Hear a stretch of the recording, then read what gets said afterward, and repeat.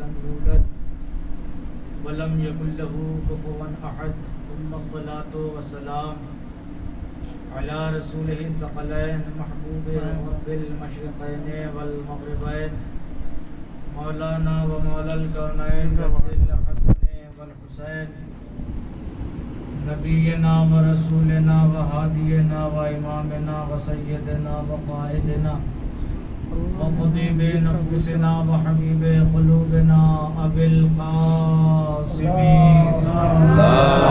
اللهم صل على محمد وآل محمد وعلى آل بيته الطيبين الطاهرين المعصومين المظلومين الذين أذهب الله عنهم الرجس وطهرهم تطهيرا اللهم صل على محمد وآل محمد ولعنة الله على أعدائهم أجمعين من أول يوم ظلمهم إلى يوم الدين أما بعد فقد قال رسول الله صلى الله عليه وآله وسلم علي مع الحق والحق مع علي اللهم أدر الحق حيث ما دار علي صلوات محمد اللهم صل على محمد وآل محمد. حضرات ایک بار سورہ حمد اور تین بار سورہ توحید یعنی قل هو اللہ کی تلاوت فرما کر مرحوم نقی علی، مرحومہ سیدہ فہمیدہ بیگم، مرحوم میر مجاہد حسین صاحب کی روح کو احسان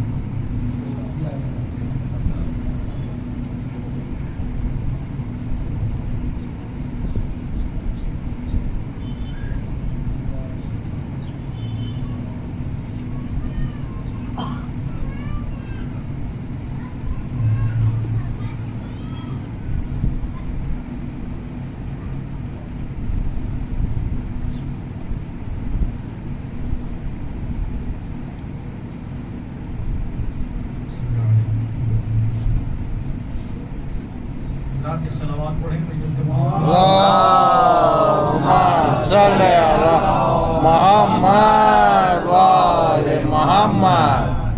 حضرات کرام قدر، بزرگان محترم اور دوستان عزیز، یہ حدیث جس کی تلاوت میں نے ابھی آپ کو خدمت میں کی ہے، بڑی مشہور حدیث ہے. اس حدیث سے تقریباً سبھی لوگ، سارے مومنین واقف ہیں کہ یہ حدیث رسول اسلام نے حضرت علی علیہ السلام اللهم صل على محمد وآل محمد. عظمت اور ان کی منزلت، ان کا وقار، ان کی حقیقت بیان کرنے کے لیے یہ حدیث ارشاد فرمائی ہے. اس حدیث کا آدھا ٹکڑا، جو پہلا آدھا ٹکڑا ہے، وہ تقریباً تمام ذہنوں میں محفوظ ہے. سبھی لوگ اگر اس کے لفظوں سے واقف نہیں تو ترجمے سے تقریباً سب لوگ واقف ہیں کہ علی حق کے ساتھ ہیں اور حق علی کے ساتھ ہیں. سب کو معلوم ہے یہ حدیث ہے. اسی حدیث کی عربی لفظیں تھی جو میں نے پڑھی کہ علی مع الحق والحق مع علی. تو اتنا ہمارے ذہنوں میں محفوظ ہے کہ اللہ کے رسول نے مولا کائنات کی، امیر المومنین کی ایک فضیلت بیان کی، ان کی ایک حقیقت بیان کی کہ دیکھو علی کو معمولی انسان نہ سمجھنا، علی کو کوئی عام رہبر نہ سمجھنا، علی کو کوئی معمولی شخص نہ سمجھنا، بلکہ علی وہ ہے کہ جس کو اللہ نے اس اعتبار اور اس افتخار اور اس انداز پر پیدا کیا ہے کہ اس کی زندگی میں ایک لمحے کے لیے بھی، ایک سیکنڈ کے لیے بھی، ایک پل کے لیے بھی، پلک جھپکنے کی دیری کے لیے بھی نہ کبھی وہ حق سے الگ ہوا، نہ کبھی حق سے الگ. علی کا جو بھی قدم اٹھتا ہے وہ حق اٹھتا ہے، علی جو بھی کہتے ہیں وہ حق ہوتا ہے. علی جو بھی کرتے ہیں وہ حق ہوتا ہے، علی جو بھی سوچتے ہیں وہ حق ہوتا ہے۔ رسول کا یہ کہنا کہ علی حق کے ساتھ ہے، حق علی کے ساتھ ہے، اس کا مطلب یہ نکلتا ہے کہ کبھی زندگی میں ایک لمحے کے لیے بھی ایسا موقع نہیں آ سکتا، ایسا موڑ نہیں آ سکتا کہ وہاں علی کو الگ دیکھا گیا ہو، حق کو الگ دیکھا گیا ہو۔ جہاں بھی دیکھا گیا حق کو علی کے ساتھ دیکھا گیا، علی کو حق کے ساتھ دیکھا گیا۔ مطلب یہ ہے کہ اللہ نے علی کے کردار کی گارنٹی لی ہے کہ علی جو ہے اپنی زندگی میں حق کے علاوہ کچھ اور نہیں ہے، اس کو کسی اور حوالے سے نہ دیکھنا۔ علی کی زندگی میں علی کے کسی کام کے لیے، علی کے کسی قدم کے لیے، علی کے کسی بھی قول کے لیے، کسی بھی فعل کے لیے کبھی یہ نہ سوچنا کہ شاید علی نے یہ کام حق طور پر انجام نہیں دیا، شاید علی اس میں حق پر نہیں تھے۔ نہیں، اللہ کے رسول نے کہہ دیا کہ علی کی پوری زندگی حق ہی حق ہے۔ یوں سمجھ لیجئے کہ حق کا دوسرا نام علی ہے، علی کا دوسرا نام حق ہے۔ یہ ایک ہی ذات ہے کہ جس کے دو نام ہیں۔ توجہ چاہتا ہوں، اس کو جب معنی اور مفہوم کے اعتبار سے دیکھیے تو وہ حق ہوتا ہے، جب اس کو پیکر کے اعتبار میں دیکھیے تو وہ علی ہوتا ہے۔ علی حق ہے، حق علی ہے۔ یہاں تک اس حدیث میں کسی کو کوئی پریشانی نہیں، کسی کو کوئی الجھن نہیں، کسی کو کوئی مشکل نہیں، سب نے مان لیا، سب نے اعتراف کر لیا، سب نے اقرار کر لیا علی حق کے ساتھ ہیں، حق علی کے ساتھ ہے۔ مگر جو حدیث کا دوسرا ٹکڑا ہے، رسول نے جب اتنا بیان فرما دیا صحابہ کے مجمع میں کہ دیکھو علی مع الحق والحق مع علی، علی حق کے ساتھ ہیں، حق علی کے ساتھ ہے، حق کبھی علی سے جدا نہیں ہوگا، علی کبھی حق سے جدا نہیں ہوں گے۔ کہ اتنا تو تم نے سمجھ لیا۔ اس کے بعد رسول نے جیسے یہ جملے مکمل کیے، رسول نے حدیث کو ختم نہیں کیا، رسول نے حدیث کو روکا نہیں، بلکہ رسول کی زبان رسالت مآب آگے بڑھی اور رسول کے ہاتھ اٹھے بارگاہ پروردگار میں، اللہ کی خدمت میں، اللہ کی بارگاہ میں رسول نے ہاتھوں کو بلند کیا اور پھر اگلا جملہ ارشاد فرمایا، اللہم ادر الحق حیثو ما دارا علی۔ اے اللہ، یہ تو میں نے ان سب کو بتا دیا کہ علی حق کے ساتھ ہے، حق علی کے ساتھ ہے، مگر میرے اللہ، میرے پروردگار، اب تجھ سے دعا یہ ہے کہ دیکھ جدھر جدھر علی مڑتا جائے ادھر ادھر حق کو موڑتے رہنا۔ توجہ چاہتا ہوں، جدھر جدھر علی مڑتا جائے ادھر ادھر حق کا رخ موڑتا رہنا۔ کون دعا کر رہا ہے؟ حضور ختم مرتبہ، جو نبیوں کے نبی ہیں، جو رسولوں کے رسول ہیں۔ دعا کس سے کر رہے ہیں؟ جو خالق کائنات ہے، جب مالک کل ہے، جو ہر چیز پر قدرت رکھتا ہے، اس کی قدرت سے باہر کوئی چیز نہیں۔ تو ذات وہ کہ جس سے دعا کی جا رہی ہے، اس کے قدرت کے احاطے میں ہر کام ہے، ہر کام وہ انجام دے سکتا ہے، کوئی کام اس کی قدرت سے باہر نہیں ہے۔ اس سے کی جا رہی ہے دعا۔ کر کون رہا ہے؟ نبیوں کا سردار، فرشتوں کا سردار، رسولوں کا سردار، اولو العزم پیغمبروں کا قبلہ، وہ دعا کر رہا ہے جس کے لیے اللہ نے ضمانت لی ہے کہ تم جو دعا کرو گے رد نہیں کی جائے گی، تمہاری دعا کو قبول کیا جائے گا۔ دعا وہ کر رہا ہے جس کی دعا کی قبول ہونے کی گارنٹی ہے۔ دعا کس سے کر رہا ہے؟ کہ جو ہر کام پر قادر ہے۔ تو اب یہ تو ہو نہیں سکتا کہ علی کسی طرف جائیں اور پیچھے پیچھے حق نہ جائے۔ توجہ چاہتا ہوں، اس لیے کہ رسول نے اللہ سے دعا کی ہے اور اللہ ہر چیز پر قادر ہے، تو یہ دعا قبول بھی ہوئی۔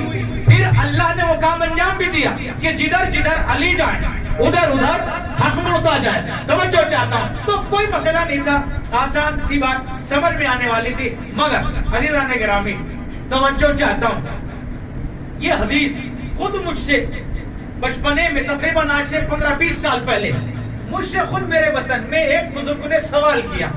دیکھیے ہماری قوم میں ایک خاص فطرت کیا ہے اور ہمیں حکم کیا ہے کہ دیکھو قرآن کا بھی بار بار حکم ہے، میری آیتوں میں غور و فکر کیا کرو، میری آیتوں میں عقل کا استعمال کیا کرو۔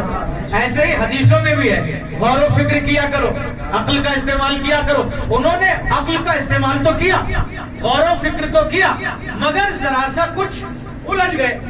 بچپنا تھا میرا بھی، انہوں نے سوال کیا مولانا یہ بتائیے اس حدیث کا ترجمہ کیا ہے؟ میں نے کہا کس حدیث کا؟ توجہ چاہو کس حدیث کا؟ کہ اللہم ادری الحق حیث ما دار علی، پروردگار حق کو ادھر ادھر موڑ جدھر جدھر علی جائے۔ میں نے کہا کہ ترجمہ یہی ہے جو آپ کر رہے ہیں؟ کہا مولانا اگر یہی ترجمہ ہے تب تو مشکل ہو گئی۔ توجہ چاہتا ہوں ان کے دماغ میں کیا سوال آیا، اور سوال لاجیکل سوال تھا، غیر معقول سوال بھی نہیں تھا۔ اس وقت مجھے جواب نہیں معلوم تھا، میں نے ان بزرگوان سے معافی چاہلی طلب کر لی تھی کہ نہیں مجھے اس کا جواب نہیں معلوم، مگر پھر جب کتابیں پڑھی، استادوں کے سامنے زانو ادب طے کیا، مدرسوں میں جا کے میں نے تعلیم حاصل کی، تو پھر وہ مجھے جواب بھی نظر آ گیا۔ توجہ چاہتا ہوں اب ان کا سوال سنیے پھر جواب سنیے گا، انشاءاللہ آپ لوگ بھی ذرا سا مطمئن ہو جائیے گا۔ اگر آپ سے بھی اس طرح کے سوالات ہو تو گھبرائیے گا نہیں، علی والا کبھی کسی مشکل سے گھبراتا نہیں ہے۔ توجہ چاہتا ہوں اگر کوئی مشکل کبھی آ بھی جائے تو اس وقت مولا سے رابطہ کیجئے، دل میں مولا سے لا لگائیے، دل میں مولا سے اپنے تار جوڑیے عقیدت کے، مولا ضرور جواب مرحمت کریں گے۔ سنیے انہوں نے سوال کیا کیا، کہنے لگے کہ مولانا جب ترجمہ یہ ہے، مطلب یہ ہے کہ جدھر جدھر علی جائیں ادھر ادھر حق کو موڑ دے، تو کیا اس کا مطلب یہ نہیں ہوتا کہ جب علی کسی طرف جائیں گے ان کے پیچھے حق موڑنے کی بات تبھی تو ہوگی کہ علی کہیں الگ راستے پر جا رہے ہوں گے، حق کہیں دوسرے راستے پر ہوگا۔ توجہ چاہتا ہوں عزیزان گرامی، اگر حق علی کے ساتھ ساتھ جا رہا ہے تو پھر اس بات کا کوئی مطلب نہیں کہ حق کو ادھر ادھر موڑ کہ جدھر جدھر علی جائے۔ پھر اس بات کا مطلب کیا ہوا؟ کیا کبھی علی سے حق جدا ہوا؟ کیا کبھی علی حق کو چھوڑ کے حق کہیں اور ہے، علی کسی دوسرے راستے پر جانے لگے اور رسول کو اپنے بھائی کی محبت آئی اور اس محبت کے جذبے سے مغلوب ہو کر اللہ سے دعا کر دی رسول نے کہ دیکھو اے پروردگار میرا بھائی حق سے الگ جا رہا ہے، لہٰذا حق کو ادھر موڑ دے جدھر علی جائے۔ کیا یہ مطلب ہے؟ عزیزان گرامی یہ مطلب تو نہیں ہے۔ پھر پیچھے موڑنے کا کیا مطلب ہے؟ پیچھے تو اسی کے موڑا جائے گا نا کہ جو چیز کسی کے ساتھ نہ جا رہی ہو اس کا رخ دوسرا ہو، جانے والے کا رخ دوسرا ہو، تبھی تو کوئی چیز اس کے پیچھے موڑی جائے گی۔ اور اگر رخ ایک ہے، ایک ہی راستے پر دونوں جا رہے ہیں، ایک ساتھ دونوں جا رہے ہیں، تو پھر موڑنے کا کیا مطلب؟ پھر تو وہ ساتھ ساتھ جا رہے ہیں، تو پھر کیا مطلب ہونا چاہیے؟ اس وقت میری سمجھ میں کچھ نہیں آیا تھا عزیزان، مگر پھر جب کتابیں پڑھی، قرآن کی تفسیریں پڑھی، احادیث کی شرحیں پڑھی اور استادوں کے سامنے زانو ادب طے کر کے ان سے سوالات کیے، اور سنیے پھر اب میں آپ کی خدمت میں عرض کرتا ہوں کہ اس کا مطلب کیا ہے۔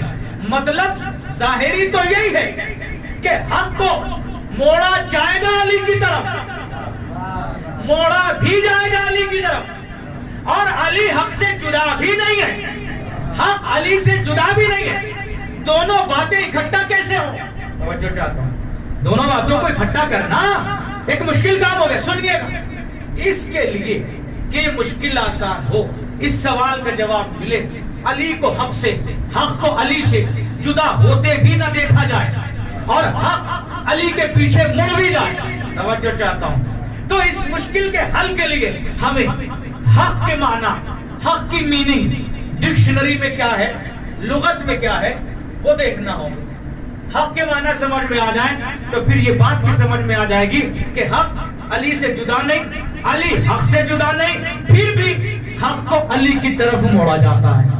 توجہ چاہتا ہے، جب الگ نہیں تو پھر موڑا کیسے جاتا ہے؟ سنیے گا، پہلے حق کے معنی دیکھتے ہیں، بس 3 سے 4 منٹ بہت خاموشی سے اور غور کے ساتھ، توجہ کے ساتھ یہ معنی سنیے گا، انشاءاللہ پھر لطف آئے گا اور آپ لوگ سمجھ میں آئے گا آپ لوگوں کی کہ علی کی منزلت کیا ہے، علی کس ہستی کا نام ہے۔ توجہ چاہتے ہیں، حق کے بہت سارے معنی لغت میں ہیں، مگر ایک معنی ایسے ملے کہ جن سے یہ مسئلہ حل ہو گیا، جن سے اس سوال کا جواب مل گیا کہ علی اور حق جدا بھی نہ ہو اور حق کو علی کی طرف موڑا بھی جائے۔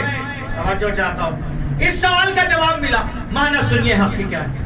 حق کے معنی لغت میں نے جب دیکھے تو بہت سارے معانی میں ایک معنی یہ ملے کہ ارشاد ہوا لغت میں کہ الحق ہوا الشیء الثابت الذی لا یسوغ انکارہ. توجہ چاہتا ہوں, ترجمہ سنیے. حق کے معنی جو لغت میں بیان کیے گئے وہ یہ ہیں کہ حق اس چیز کو کہتے ہیں, توجہ, حق اس چیز کو کہتے ہیں کہ جو چیز اس طرح پروف ہو جائے, جو چیز اس طرح ثابت ہو جائے کہ اس کا انکار نہ کیا جا سکے. حق کسے کہتے ہیں؟ حق کے معنی کیا ہے؟ ایسی چیز کہ جو اتنی مضبوطی سے پروف ہو جائے کہ اس کا انکار کرنا کائنات کے لیے ممکن نہ ہو. زمین ادھر سے ادھر ہو جائے, آسمان ٹوٹ جائے, مگر اس سچ کا, اس چیز کا انکار نہ کیا جا سکے. تو جو چیز ایسے ثابت ہو جائے کہ اس کا انکار نہ کیا جا سکے, اسی کو کہتے ہیں حق. توجہ, یہ معنی ذہن میں رکھیے کہ جس سچ کا انکار نہ کیا جا سکے ایسے سچ کو حق کہتے ہیں. اب سنیے, حق کو علی کی طرف موڑا کیسے جاتا ہے. اب کچھ سچ ہیں, کچھ حق ہیں ایسے کہ جن کا انکار دنیا کر نہیں سکتی, چاہے تب بھی نہیں کر سکتی, ارادہ کر لے تب بھی انکار نہیں کر سکتی. وہ کچھ سچ آپ کی خدمت میں پیش کرتا ہوں اور پھر سمجھ میں آئے گا کہ علی کے پیچھے حق کیسے مڑ پائے اور علی حق کے ساتھ کیسے رہتے ہیں. سنیے گا, اللہ نے کائنات کا ایک سسٹم بنایا ہے نا, وہ اپنے وقت پر سورج کا نکلنا, ایک مخصوص جگہ سے نکلنا, مخصوص جگہوں سے ہوتے ہوئے مخصوص جگہ پہ جا کے مغرب میں ڈوب جانا, صبح کو نکلنا, رات میں ڈوبنا, یہ اللہ کا ایک نظام ہے. توجہ چاہتا ہوں, ایسا نہیں ہو سکتا کہ ہم سورج کے رات میں ڈوبنے کا انکار کریں, صبح میں سورج کے نکلنے کا انکار کریں. یہ ایسا سچ ہے کہ اس کا انکار کیا نہیں جا سکتا. ہم یہ نہیں کہہ سکتے کہ سورج جنوب سے نکلتا ہے, ساؤتھ سے نکلتا ہے یا نارتھ میں جا کے ڈوب جاتا ہے. یہ ہم نہیں کہہ سکتے. کیوں؟ اس لیے کہ یہ مشرق سے سورج کا نکلنا ایسا سچ ہے کہ اس طرح ثابت ہے کہ کوئی اس کا انکار نہیں کر سکتا. مغرب میں سورج کا ڈوبنا ایسا سچ ہے کہ اس کا کوئی انکار نہیں کر سکتا. کوئی یہ نہیں کہہ سکتا کہ مغرب سے سورج نکلتا ہے, کوئی یہ نہیں کہہ سکتا کہ مشرق سے مشرق میں سورج ڈوبتا ہے. اس لیے کہ جو سچ ہے وہ سچ ہے, اس طرح ثابت ہے کہ اس کا انکار نہیں کیا جا سکتا. توجہ چاہتا ہوں عزیزان گرامی, میں ذرا صاحب مجلسیں پڑھنے کے لیے کہیں گیا, 2-4 مجلسیں دن میں پڑھی, تھکا ماندہ آیا, ظہرین کی نماز بھول گیا اور گھر آتے آتے مسجد آتے آتے سورج ڈوبنے لگا. توجہ چاہتا ہوں, اب میں اللہ سے کہوں اے پروردگار, تیری اور تیرے اہل بیت کی معرفت, ان کی منزلت, ان کی فضیلتیں بیان کر کے آیا ہوں, لہذا میرا حق بنتا ہے کہ سورج کو واپس کر دے. مجھے ظہر کی نماز پڑھنا ہے. لوگ کہیں گے مولانا بے وقوف ہو گئے آپ, مولانا کچھ زیادہ کھا لیا ہے کیا آپ نے, کہا کچھ ذہن آپ کا کام نہیں کر رہا ہے. ارے سورج تو اپنی منزل میں جا کے ڈوب جائے گا, یہ ایسا سچ ہے کہ اس کا انکار نہیں کیا جا سکتا. سورج ڈوبتا ہے مغرب میں, نکلتا نہیں ہے مغرب سے, یہ سچ ہے, اس کا انکار نہیں کیا جا سکتا. دوسرا حق سنیے, میں آپ کی خدمت میں ابھی خطاب کر رہا ہوں, کچھ معروضات اپنے پیش کر رہا ہوں, تو میری زبان چل رہی ہے نا, میری آواز آپ کے کانوں تک آ رہی ہے نا, میرے ہاتھ پیر چل رہے ہیں نا, میری سانس چل رہی ہے, میری آنکھیں آپ کو دیکھ رہی ہیں, میرے کان آپ کی آوازوں کو سن رہے ہیں, میرا دل دھڑک رہا ہے, میری نبض چل رہی ہے, متحرک ہے. تو اب جب یہ ساری کیفیتیں ہیں اور جناب ثاقب صاحب ابھی بیٹھے بیٹھے آپ سے کہنے لگے دیکھ کیا رہے ہو, مولانا تو مر گئے, آپ مانیں گے اس بات کو؟ جب تک میری زبان چل رہی ہے, جب تک میں آپ سے گفتگو کر رہا ہوں, میری آواز آپ کے کانوں تک جا رہی ہے, میرے ہاتھ اٹھ رہے ہیں, ہل رہے ہیں, چل رہے ہیں.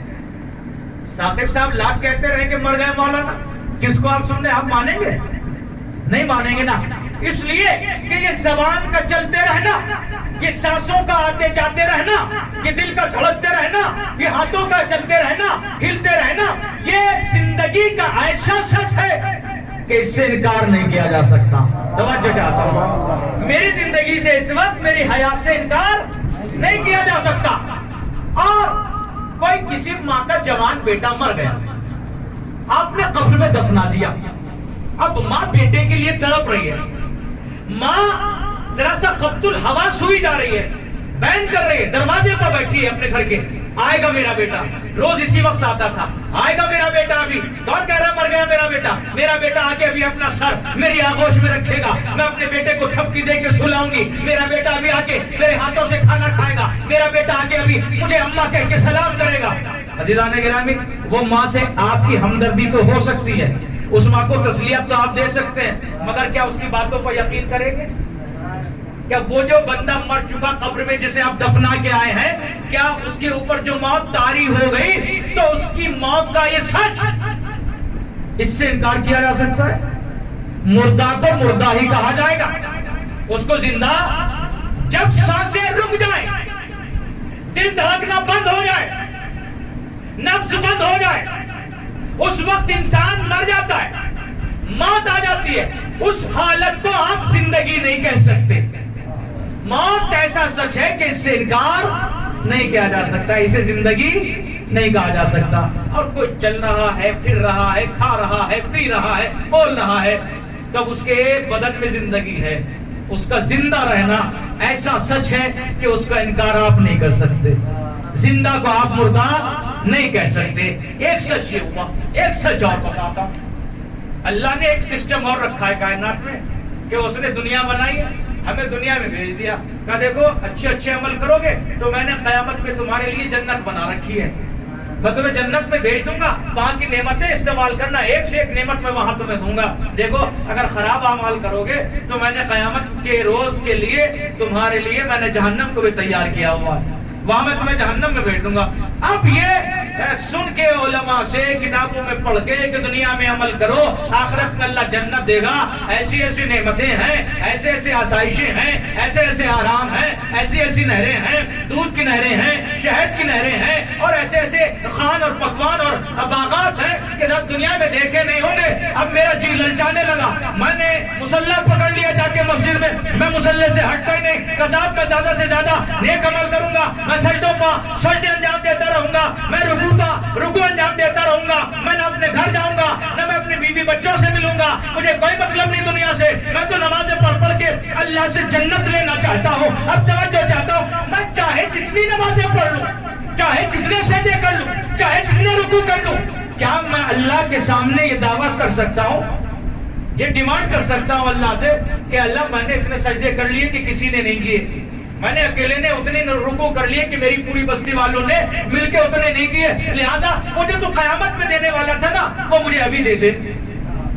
ممکن ہے نا, میرے پاس کپڑے نہیں ہیں, مجھے جنت کا لباس دے دے, میرے پاس کھانے کو نہیں, جنت سے دودھ اتار دے, میرے پاس کھانے کو نہیں, جنت سے شہد اتار دے, میرے پاس کھانے کو نہیں, جنت سے تیتر بٹیر اتار دے. ممکن ہے, کیوں؟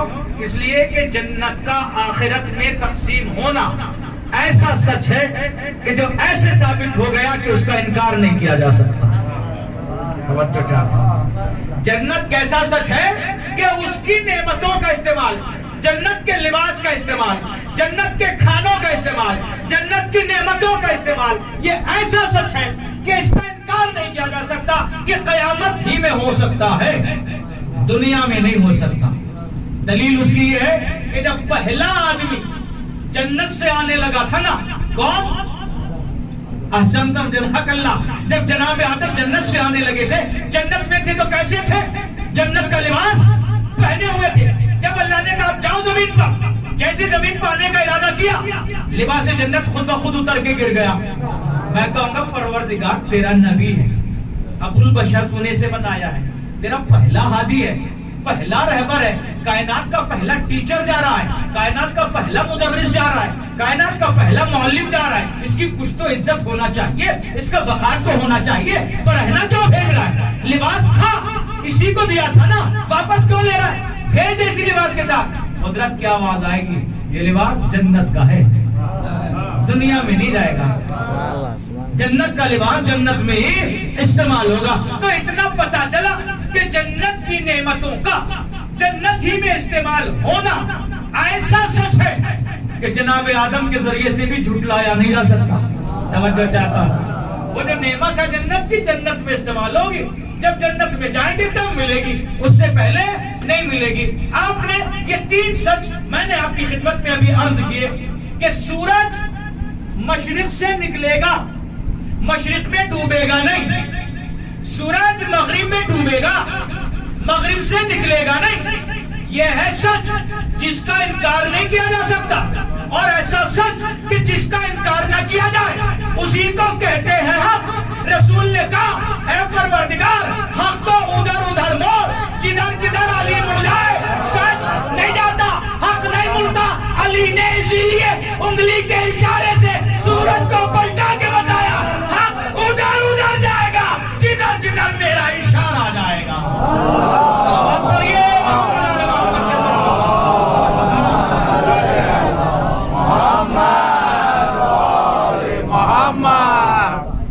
ایک اور صلوات پڑھے محمد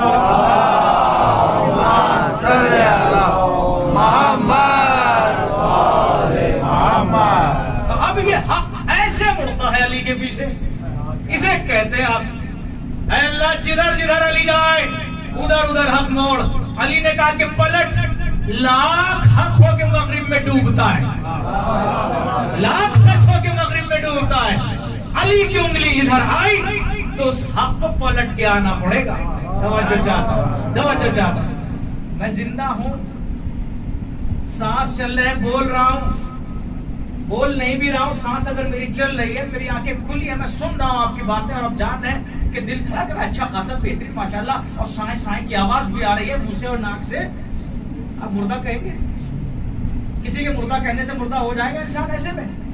یہ سانسوں کا چلتے رہنا زندگی کا ایسا سچ ہے کہ اس سے انکار کر کے مردہ نہیں کہا جا سکتا۔ توجہ چاہتا ہوں عزیزان گرامی، توجہ چاہتا ہوں، علی کے پیچھے حق کیسے مڑتا ہے؟ سانس جس کی جاری ہو اسے زندہ کہنا ایسا سچ ہے کہ انکار نہیں کیا جا سکتا، اسی کا نام حق ہے۔ بڑھیا کے بیٹے کو زندہ لٹا کے لائے تو تھے، لیکن علی نے نماز میت کی نیت کر لی، لاکھ زندہ ہو مگر مردہ ہونا پڑے گا، حق علی کے پیچھے جائے گا۔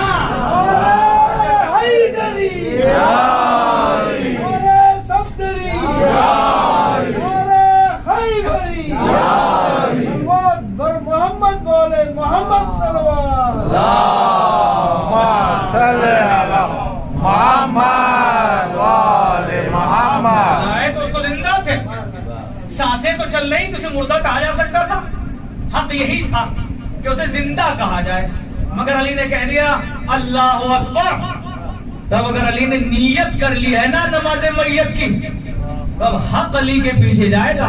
توجہ چاہتا ہوں، مردہ ہونا پڑے گا۔ اچھا مر گیا، اب بیچاری آئی تو تھی پیسوں کے لالچ، میرے کچھ نہیں ہوگا، علی کے مالی کی ذرا سا تسخیر کرنا ہے، ان کا ذرا سا مذاقہ اڑانا ہے، اب بیٹا تیرا آ جائے گا زندہ، کیا ہے کہ کچھ ہوا جا رہا ہے کیا؟ اب وہ بھی پیسوں کے چکر میں آ تو گئی تھی، مگر یہاں دیکھا معاملہ ہی الٹا ہو گیا۔ اب وہ جو تماشا بنانے آئے تھے علی کا، خود کا تماشا بن گیا، اب وہ مر گیا نا۔ اب یہ صاحب لپٹ گئی مولا کے قدموں سے کہ علی زندہ لائی تھی، زندہ لے کے جاؤں گی۔ ابھی میں نے آپ کی خدمت میں عرض کیا کہ اگر کوئی آدمی مر جائے، دل دھڑکنا بند ہو جائے، بالکل سانسیں بند ہو جائیں، ٹوٹ جائیں، قبر میں آپ لٹا دیجئے، غسل دے کے کفن پہنا کے تابوت میں لٹایا ہوا، زندہ کہیں گے؟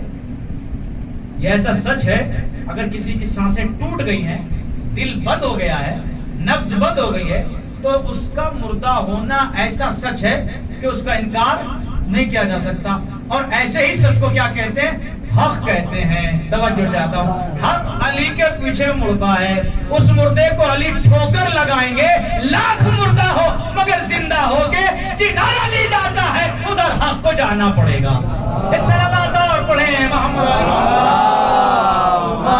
صلی اللہ محمد والے محمد۔ تیسرا حق جو میں نے بھی آپ کی خدمت میں عرض کیا تھا، تیسرا سچ، جنت کے میوے، جنت کا سامان، جنت کا لباس، میں چاہے جتنا بڑا متقی بن جاؤں مگر یہ نہیں کر سکتا کہ پروردگار یہی دے دے مجھے کچھ ذرا سا، لوگوں میں مجھے وقار دے دے، کچھ میری عزت بڑھا دے۔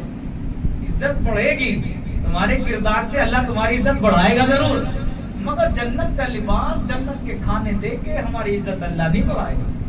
آپ کو جنت لینا ہے تو مرنا پڑے گا، قیامت میں جانا پڑے گا۔ توجہ چاہتا ہوں عزیزان گرامی، تو جنت کا سامان، جنت کا لباس جنت ہی میں استعمال ہونا، جنت سے باہر دنیا میں نہ آنا ایسا سچ ہے کہ اس کا انکار نہیں کیا جا سکتا۔ اسی کو حق کہتے ہیں، حق کسی کے پیچھے مڑتا نہیں، مگر علی اور علی کے گھر والوں کے پیچھے مڑتا ہے۔ جنت کا لباس جنت ہی میں استعمال ہوگا، یہ حق ہے، باہر نہیں آ سکتا۔ لیکن اگر علی کی زوجہ علی کے بچوں سے کہتے کہ لباس درزی لائے گا، لاکھ رضوان جنت ہو، درزی بن کے آنا پڑے گا، حق ادھر جائے گا جدھر علی کی زوجہ کہہ دے گی۔ صلی اللہ محمد وآل محمد یا محمد وآل محمد۔ صلی اللہ محمد وآل محمد۔ اور عزیزان گرامی، اور لوگوں نے اس حق کا، یعنی ایسا سچ کہ جس کا انکار نہ کیا جا سکے، اس سے لوگوں کو موقع ملا۔ توجہ چاہتا ہوں عزیزان گرامی، بھرپور توجہ۔ دیکھیں تاریخ میں علی کے ساتھ ظلم ہوا ہے بہت، ایسے ایسے افراد کو، ایسی ایسی شخصیتوں کو علی کے مقابلے میں لا کے کھڑا کیا گیا حق بتا کے کہ آپ یہ بھی حق میں ہیں۔ صفین کا مارکا، امیر شام، آج ہمارے برادران کیا کہتے ہیں کہ آپ ان کو برا نہ کہو۔ کیوں نہ برا کہیں؟ وہ صحابی رسول تھے، وہ کاتب وحی تھے، وہ بھی حق پہ تھے، علی بھی حق پہ تھے، تو ان کو برا کہنے کا کوئی حق نہیں بنتا۔ توجہ، ویسے وہ خاتون کے لیے بھی کہا جاتا ہے کہ سب قرآن کی آیت ہے، قرآن نے ایک سچ بتایا، اس کا انکار نہیں ہو سکتا۔ ہم نے کہا کیا حق بتایا، کیا سچ بتایا؟ کہا یہ بتایا کہ نبی کی بیویاں مومنین کی مائیں ہیں، یہ قرآن کی آیت ہے۔ توجہ چاہتا ہوں اللہ نے گرامی، کہا یہ ایک سچ ایسا ہے جو قرآن نے بیان کیا کہ جو خاتون نبی کے عقد میں آ گئی وہ امت کی کون ہے؟ ماں۔ جب ماں ہے تو احترام کرنا واجب، ماں ہے تو عزت کرنا واجب۔ یہ سچ لوگوں نے پیش کیا کہ صاحب وہ اگر جمل میں آ بھی گئی تھی، وہ صفین میں آ بھی گئے تھے، تو لیکن چونکہ ان کے لیے تو قرآن نے کہا ہے ایسا سچ کہ جس کا انکار نہیں ہو سکتا کہ نبی کی زوجہ ہے، اور جب زوجہ ہے تو وہ مومنین کی ماں ہے۔ قرآن کی آیت کا سچ ہے، انکار نہیں کیا جا سکتا۔ جو بھی زوجت میں آ گئی وہ ماں ہے، جب ماں ہے تو احترام واجب ہے، لہذا صاحب ان کو کچھ نہ کہیے، احترام واجب ہے۔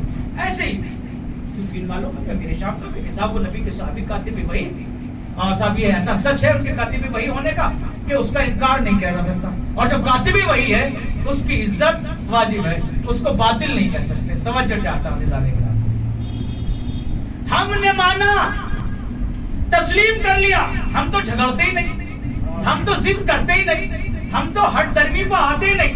ارے بھائی جو آپ کہہ رہے ہیں ہم تو وہی مان لیتے ہیں، ہم نے تو کبھی ضد بندی کی نہیں، ہمارے یہاں ضد بندی ہے ہی نہیں، ہمارے یہاں تو جیسا آپ کہہ رہے ہیں ویسے ہی مان لیتے ہیں۔ ٹھیک ہے، آپ نے کہا کہ وہ ام المومنین ہے، ماں ہے، قرآن کی روح سے عزت واجب ہے، بالکل واجب ہے، ہم بھی مانتے ہیں، یہ سچ ہم نے مان لیا، انکار نہیں کر سکتے۔ وہ کاتب وحی ہیں، وہ بھی حق ہے، وہ بھی سچ ایسا ہے کہ انکار نہیں کیا جا سکتا۔ ارے ہم نہیں کرتے انکار، نہ ان کا، نہ ان کا، نہ محترمہ کا، نہ محترم کا۔ ان کو ہم محترمہ کہتے ہیں، ان کو محترم کہتے ہیں، ہمیں کوئی اعتراض نہیں، ہمیں کوئی انکار نہیں، ہمیں کوئی ضد نہیں، ہم نے مان لیا وہ بھی سچ، وہ بھی حق کے ساتھ وہ ماں ہے، احترام واجب ہے، وہ بھی حق پہ ہے کہ کاتب وحی ہے، مگر یہ تو دیکھو مقابلے میں کس کے ہے، اس کے مقابلے میں ہے کہ جس کے لیے رسول نے کہا حق ادھر ادھر جائے گا، جدھر جدھر علی مقابلے میں چاہے جتنا بڑا حق ہو، اگر علی سامنے ہے تو حق علی کے ساتھ جائے گا، جب حق آ جائے گا تو صرف باطل بچے گا۔ سبحان اللہ، سلوات پڑھیں۔ صلی اللہ محمد وآل محمد۔ ہمیں کیا ضرورت ہے نام لینے کی، اتنی پاکیزہ جگہوں سے ایسے ایسے نام لینے کی؟ کیوں نام لیں گے ہم؟ کیوں ہٹ گرمی کریں گے. ہم تو صاحب جو قرآن کہہ رہا ہے وہ آپ نے کہا ہم نے مان لیا, اب جو رسول نے کہا وہ بھی مان لو, سارا مسئلہ ہی ختم ہو جائے گا. اب ایسا تو نہیں ہو سکتا کہ صاحب یہ رومال میرے پاس ہے اور اس رومال کو ثاقب صاحب کہہ رہے ہیں کہ یہ میرا ہے, میں کہہ رہا ہوں کہ میرا ہے. اب بتائیے دونوں حق پہ ہو سکتے ہیں؟ ایک نہ ایک تو جھوٹا ہوگا نا. توجہ چاہتا ہوں, ایک چیز کے بارے میں دو آدمی جھگڑ رہے ہیں, یہ چیز میری, یہ چیز میری, وہ کہہ رہا میری, وہ کہہ رہا میری, تو دونوں سچے تو نہیں ہو سکتے, دونوں جھوٹے ضرور ہو سکتے ہیں. ہو سکتا ہے کسی تیسرے کا ہو, ہے نا, یہ تو ہو سکتا ہے, لیکن دونوں سچے ہو جائیں نہیں ہو سکتا. عقل کہتی ہے کہ جب ایک چیز کے متعلق دو آدمیوں میں جھگڑا ہو تو ان میں سے ایک ہی سچا ہو سکتا ہے اور سامنے والا جھوٹا ہوگا. جس کے بارے میں سچ ثابت ہو جائے کہ یہ سچا ہے, اس کے سامنے والا خود بخود جھوٹا ثابت ہو جائے گا. جمل میں ہو یا صفین میں ہو, قتل خلیفہ کے معاملے میں دعویٰ تھا. اب یا تو علی سچے یا وہ سچے, دونوں تو سچے ہو نہیں سکتے. یہاں دونوں جھوٹے بھی نہیں ہو سکتے, ایک ہی جھوٹا ہوگا, ایک ہی سچا ہوگا, اور سچا وہ ہے جسے نبی نے کہہ دیا حق ادھر ادھر جائے گا, ادھر ادھر علی جائے. سلامات پڑھیے.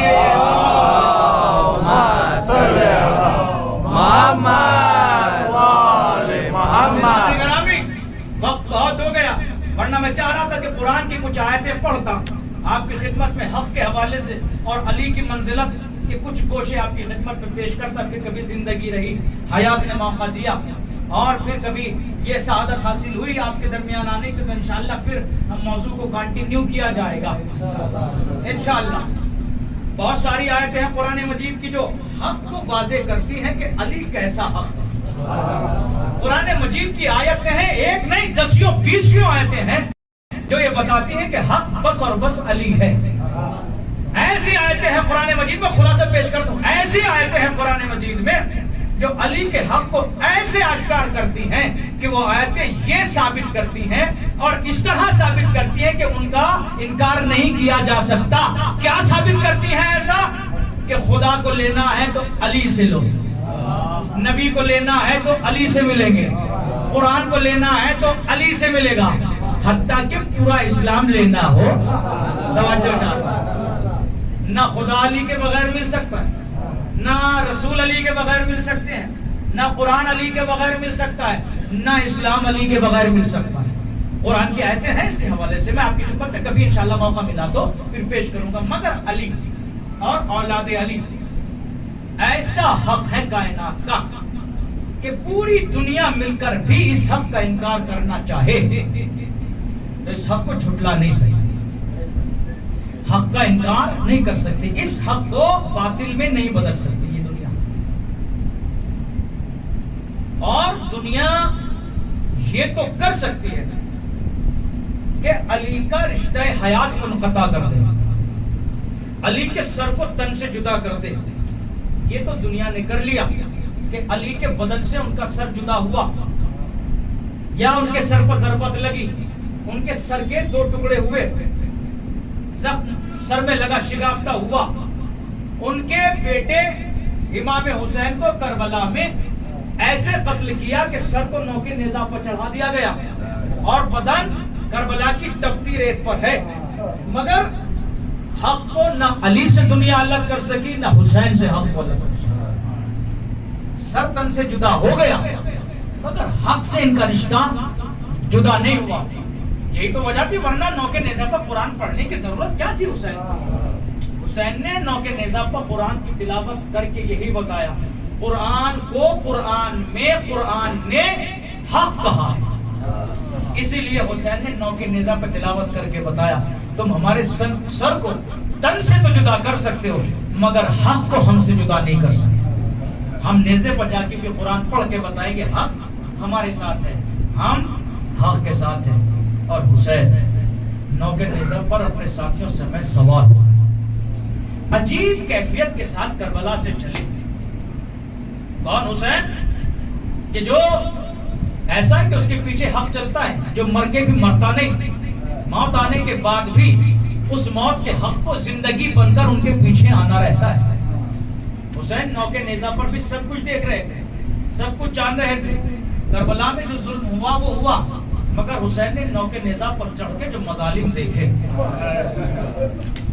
ان مظالم کو کوئی برداشت نہیں کر سکتا، بڑے سے بڑا جگر والا کوئی بھی انسان۔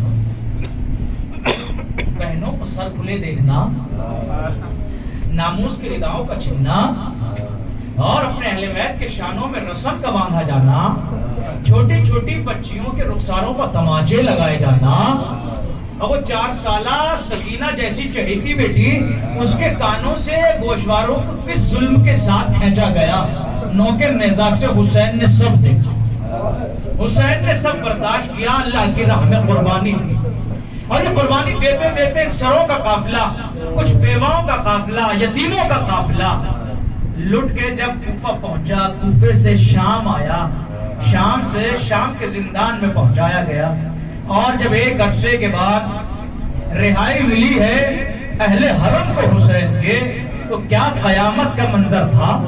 وہ اہل حرم حسین کے جو آج تک اپنے وارثوں کے کٹے ہوئے سروں کو دیکھتے تو تھے، مگر اپنے وارثوں پر رو نہیں سکتے تھے۔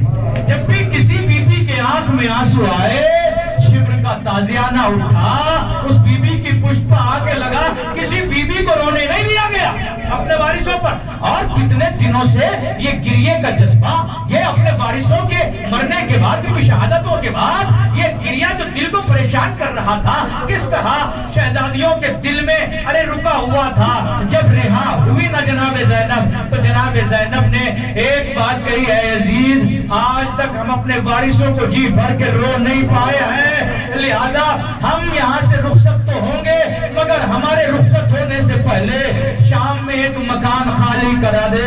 ہاں مکان خالی ہوا، ہاں عزاداروں وہاں وارثوں کے سر آئے، اور لوٹا ہوا جو سامان تبرک تھا سب آیا، اپنے اپنے وارثوں پر سب نے ماتم کیا، سب نے بڑھ بڑھ کے اپنے وارثوں کے سروں کو آغوش میں لیا، سارے تبرکات سب وارثوں نے لے لیے۔ جس بی بی کی ردا ہوتی تھی وہ بی بی بڑھ کے ردا لے لیتی تھی۔ ہاں جناب سکینہ کی ایک ننھی سی ردا رکھی رہ گئی، سکینہ کے 2 گوشوارے رکھے رہ گئے، ان کو کون لے گا؟ ہاں ان کی وارثات تو جا چکی، وہ تو پشتے زندان بس ہو رہی ہے۔ ہاں ماتم ہوا، 3 دن تک ماتم ہوا شام میں، شام کی عورتوں نے آ کے پرسا دیا جناب زینب کو، جناب زینب نے جی بھر کے گریہ کیا، اور اب شام سے قافلہ رخصت ہونے لگا۔ جناب زینب نے سید سجاد سے کہا، بیٹا سجاد قافلے کی چلنے کی تیاری کی جائے، اور ادھر آ کے بیویوں کو حکم دیا کہ ساری بیویاں آمادہ ہو جائیں، قافلہ چلنے کے لیے تیار ہے، اب ہم اپنے وطن واپس جائیں گے۔ ساری بیویاں آمادہ سفر ہو کر سوار ہونے لگی۔ جناب ام کلثوم سوار ہو گئی، جناب فرما سوار ہو گئی، جناب لیلا سوار ہو گئی، جناب رملہ سوار ہو گئی، ساری بیویاں سوار ہو گئی۔ جب ساری بیویاں سوار ہوئی اور سید سجاد نے پھوپھی سے کہا، پھوپھی ساری بیویاں سوار ہو گئی نا، چلو چلنے کے لیے تیاری کرتے ہیں۔ اب جو جناب زینب نے بیویوں کو شمار کرنا شروع کیا، آواز دیتی جاتی تھی، بہن کلثوم آ گئی، ہاں فرما آ گئی، ہاں لیلا آ گئی، رملہ تم بھی آ گئی، ہاں آواز دیتے دیتے جب جناب زینب نے آواز دی، اے ام رباب، بھابی رباب کہاں ہو؟ کوئی آواز نہیں آئی ام رباب کی۔ زینب تڑپ گئی، ارے میرے بھائی کی امانت رباب، ارے کہاں رہ گئی؟ تڑپ کے سید سجاد کے پاس آئی، بیٹا تمہاری اماں رباب نظر نہیں آتی، نہ جانے کہاں چلی گئی۔ سید سجاد کو میں آنسو آ گئے، وہ بھی اماں میں جان گیا میری اماں کہاں گئی۔ جناب زینب کو ساتھ لیا، اس مکان سے نکلے، زندان کی پشت پہ آئے، دیکھو وہ بھی اماں رباب بہن سکینہ کی تربت پر ارے لپٹی ہوئی بہن کر رہی ہے۔ جزاکم ربکم اجرکم اللہ۔ جناب زینب دیکھ کے تڑپ گئی، قریب پہنچی، پشت پر ہاتھ رکھا، بھابی رباب چلو بہت دیر ہو رہی ہے، وطن چلنا ہے، قافلہ آمادہ ہو چکا۔ جناب رباب نے سر اٹھایا، جناب زینب کو دیکھا، شہزادی شہزادی اگر آپ مجھے معاف فرمائیں تو مجھے یہی رہنے دیں، مجھے ساتھ نہ لے جائے. جناب زینب تڑپ گئی. بھابھی یہ کیسی باتیں کر رہی ہے؟ ہم سب وطن جا رہے ہیں, اب تنہا یہاں کیا کریں گے؟ تو سنیے آزادارو, دل کو تھام کے سنیے گا, آخری جملے پڑھ رہا ہوں. جناب رباب نے کہا شہزادی آپ وطن جا رہی ہیں, آپ کو وطن جانا مبارک, آپ خوشی خوشی وطن جائیں مگر مجھے نہ لے جائیں. کہا بھابھی کیوں؟ کہا شہزادی انصاف کرو, کربلا میں ہر بی بی نے اپنی قربانی پیش کی ہے. کسی کا شوہر قتل ہوا ہے, کسی کا بیٹا قتل ہوا ہے, مگر شہزادی ہر بی بی کا کوئی نہ کوئی وارث موجود ہے. کسی کا بیٹا بچا ہے, کسی کا شوہر بچا ہے. بی بی آپ کے 2 بیٹے تھے, دونوں کام آ گئے کربلا میں, مگر آپ کے شوہر عبداللہ مدینے میں آپ کو انتظار کر رہے ہیں. آپ جا کے اپنے شوہر کے سہارے پر زندگی گزار لیں گی. بی بی ذرا انصاف تو کرو, میرا سہاگ کا حسین 2 بچے اللہ نے گود میں عطا کیے تھے, اصغر کو کربلا میں دفنا دیا, سکینہ کو یہاں زندان میں سلا دیا, اب کس کے سہارے جاؤں؟ زینب نے کہا میرے بھابھی رباب یہ تو بتاؤ مجھے تم حسین کے بعد کیا سمجھتی ہو؟ کہا شہزادی تمہیں حسین کی جگہ پر حسین سمجھتی ہو. وہ ایک مرتبہ زینب کہتی ہے اے بھابھی اب زینب بن کے نہیں حسین بن کے حکم دے رہی ہوں, ہمارے ساتھ چلو. ارے رباب بے چین ہو گئی, سکینہ کی تربت سے لپٹی, بیٹا معاف کر دینا, شہزادی کا حکم ہے, جانے کے لیے مجبور ہوں, بیٹا خدا حافظ. سيعلم الذين ظلموا أي منقلب ينقلبون ألا لعنة الله على القوم الظالمين. إنا لله وإنا إليه راجعون. رضا بقضائه وتسليما لأمره. حضرات ماتم سے پہلے ایک بار اور سورہ حمد اور 3 بار سورہ توحید کی تلاوت فرما کر جن مرحومین کے نام